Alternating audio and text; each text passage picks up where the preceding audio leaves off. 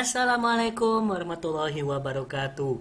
Teman-teman semuanya, solih-solihah semuanya, kita kembali lagi belajar di tema 6 energi dan perubahannya, subtema 3 pembelajaran ke-6 untuk kelas 3 SD.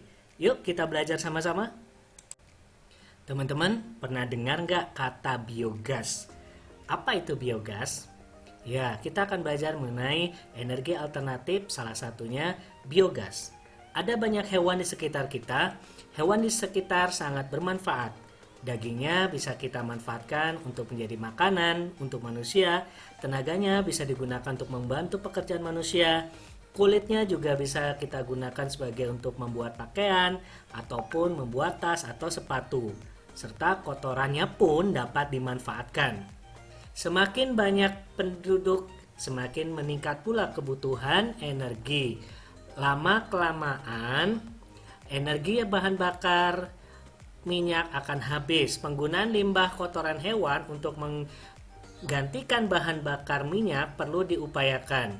Untuk menjaga ketersediaan energi bagi masyarakat, biogas adalah salah satu energi alternatif yang memanfaatkan gas dari limbah kotoran hewan. Gas dari limbah kotoran sapi adalah salah satu contohnya. Limbah kotoran sapi dimanfaatkan dalam dua cara. Gas dan limbah kotoran digunakan sebagai energi untuk penerangan atau untuk memasak. Sisa limbah kotoran sapi akan digunakan untuk membuat pupuk yang kita kenal dengan pupuk kandang. Nah, teman-teman, ini ada gambar di mana bagaimana kotoran sapi itu mampu kita gunakan sebagai biogas. Di mana kotoran sapi itu nantinya akan dimasukkan ke dalam generator biogas. Nah, dari situ akan dicampur dengan bahan kimia dan nanti akan menghasilkan gas metana. Nah, dari gas metana itu yang nanti akan disalurkan untuk ke kompor, untuk masak dan juga untuk penerangan. Tapi teman-teman, proses pembuatan biogas ini tidak murah ya, biayanya sangat mahal. Jadi, walaupun kita memang membutuhkan energi alternatif, tetapi kebanyakan energi alternatif itu mengeluarkan biaya yang sangat mahal. Jadi kotoran sapi, bahkan ini kotoran sapi bisa kita olah juga menjadi pupuk kandang untuk pupuk tanaman. Coba teman-teman diskusikan beberapa hal berikut bersama temanmu atau mungkin bersama ayah atau bunda di rumah. Yang pertama, berikan 2 alasan biogas dapat dijadikan energi alternatif. Jawabannya yaitu biogas dapat dijadikan energi alternatif karena alasan pertama yaitu sumber daya yang tidak terbatas karena biogas dihasilkan dari reaksi gas metan yang berasal dari kotoran binatang. Kedua, harga lebih terjangkau sehingga kebutuhan harian masyarakat juga lebih murah. Nah, pertanyaan kedua, apakah pengembangan biogas termasuk kegiatan yang ramah lingkungan? Coba teman-teman jelaskan ya. Ya betul, jawabannya adalah energi biogas termasuk ramah lingkungan karena terbuat dari bahan dasar kotoran ternak dan aneka limbah yang diolah sedemikian rupa seperti limbah peternakan, limbah pertanian, limbah perairan, bahkan limbah industri dan sampah organik. Nah, pertanyaan yang ketiga, berikan 3 contoh keuntungan menggunakan biogas. Keuntungannya yang pertama yaitu biogas lebih ramah lingkungan, proses penggunaan tidak mengeluarkan asap, yang ketiga bisa mengurangi penggunaan bahan bakar fosil, dan yang keempat lebih ekonomis dan efisien.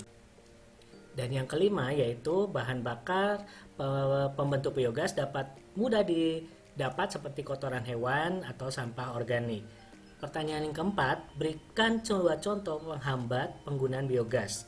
Beberapa hambatan menggunakan biogas antara lain karena memerlukan biaya yang sangat tinggi untuk peralatan instalasi biogas serta kurangnya tenaga terampil dalam proses produksi biogas.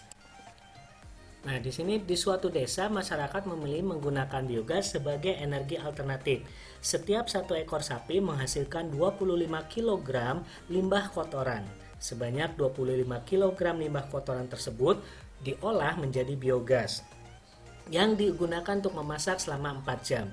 Sehingga jika kegiatan memasak setiap keluarga hanya 4 jam, maka memiliki 1 ekor sapi cukup untuk memenuhi kebutuhan.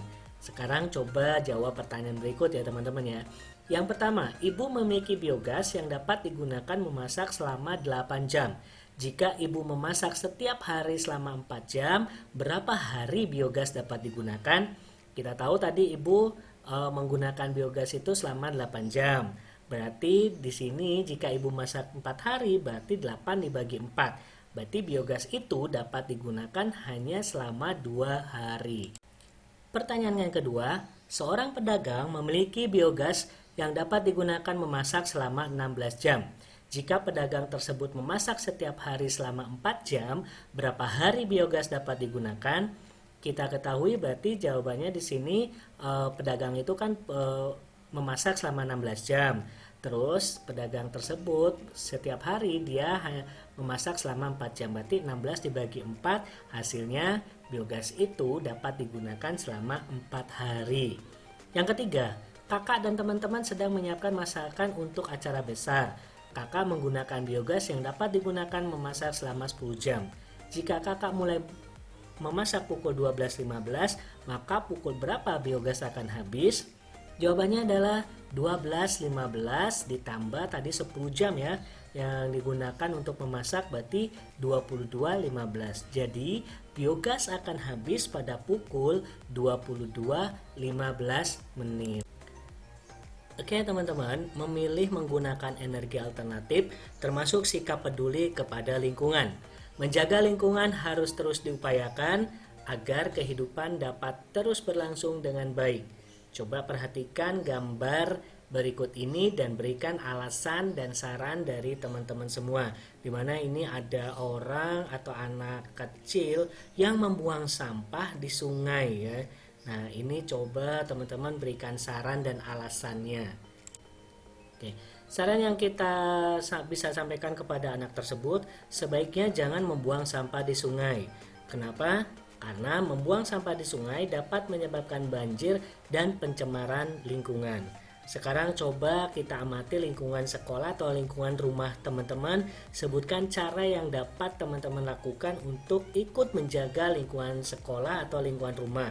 Yaitu misalkan dengan cara bergotong royong membersihkan kelas, atau kalau di rumah kerja bakti di lingkungan rumah membersihkan got, atau kalau misalnya di dalam rumah bisa membantu ibu membersihkan rumah, menyapu, mengepel dan lain sebagainya agar lingkungan kita menjadi bersih. Jika lingkungan bersih, kita pun akan merasa sehat ya teman-teman ya.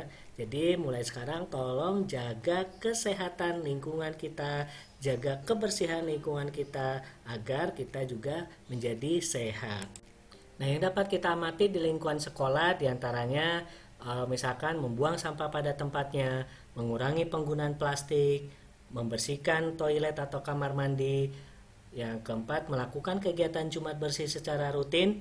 Yang kelima, melakukan piket kelas secara rutin. Dan yang terakhir, membersihkan saluran air jika air yang ada di sekolah. Alhamdulillah kita sudah belajar mengenai tema 6 energi dan perubahannya, subtema 3 pembelajaran ke-6.